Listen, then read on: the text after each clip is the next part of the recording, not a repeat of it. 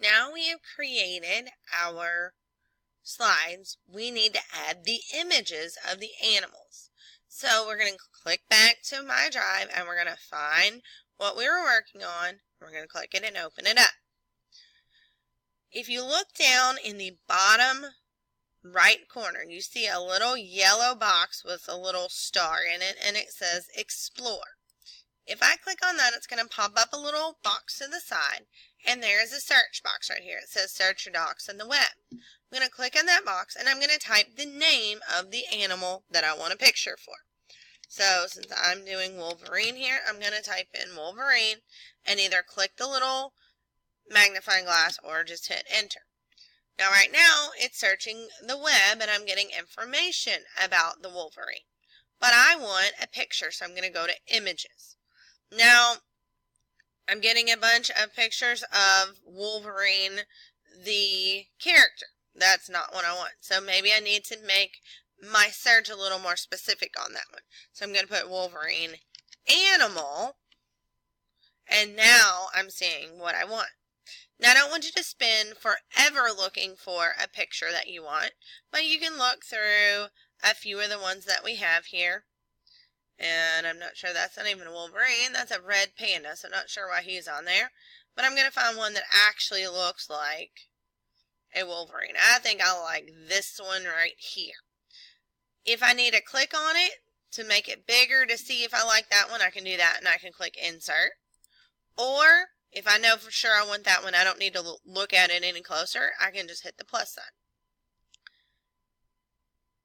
Now I have it in there, but it's way too big. It is covering up all my words and everything.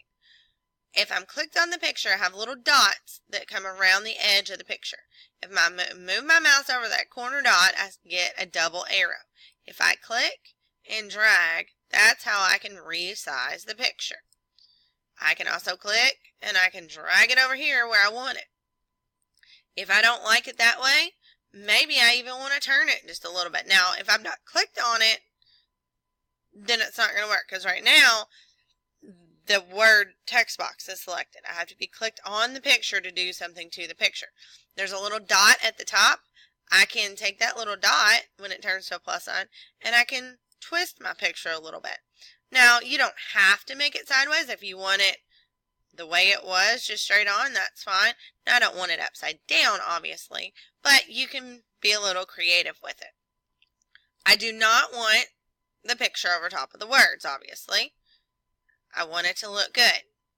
You can tell where I got this picture from because it's giving credit down here. It's giving the website where this picture came from. When we get information from online, pictures or anything, that is not information that belongs to us. We did not go out and find a Wolverine and take a picture of it. Somebody else did. That picture belongs to them. So you always have to give credit where credit is due. And so when we're finding an image here in Explore, it's helping us do that automatically by putting the site where this picture was from so that we're giving credit. So you're going to go through and you're going to add a picture for each of your 5 animals. When you are done with that and everything looks good, then we're going to turn it in. But let's say that I didn't like this picture. If I click on it and I hit delete, the picture's gone. So maybe I accidentally put something in there twice, maybe something that I didn't want. You can easily get rid of it. Same thing with your slides. You just hit delete on your keyboard, clicked on the one that you want. So I'm going to put my image back in there, and then we're going to turn it in. Okay. Now, I have that side completed. Oops. But I'm not going to take time to complete all of my slides, but you will. Because remember, you are getting a grade on this. When you are completely finished, you're going to click the blue share button. You got to give it a name.